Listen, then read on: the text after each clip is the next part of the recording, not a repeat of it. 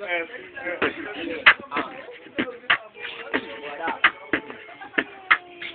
JK, aka Ryan Masta. Ijaz sa tubungan ako ang the best rapper. Number one hip hopper sa DNHS. Representing Isang taga-tubungan ang the best. Saray aray ni Tasanan nga taga-tubungan ang ginalinan. Kung mabilis ko sa diba ako makatong paligyan ko ginamban. Ako suin ako ng high school ang nag-graduate sa high school. Mga maisa ko ay DNHS.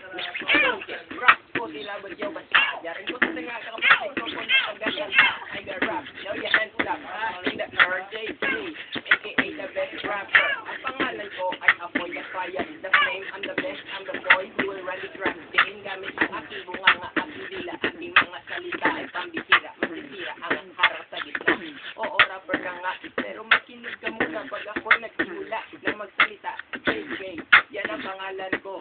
Huwag ka sana matigil sa kindan ang ibang talento. Sa pag-rap, ang sarap talaga sa bitin ng mga salita na magsisimulog original ng ginagawa. Kung versikulo, bago, sa pandinig mo. Yo, alam mo naman na alam ko na sumapupilo ko. Ang apelido ko ay hip-hop, laro ko ay rap. Kayo ang magbigay ng titulo. Ako ang tatanggap ng titulo na king of rap. At ito na nga aking hip-hop na parang pangitang bituin ng name na pinapangarap. Yo.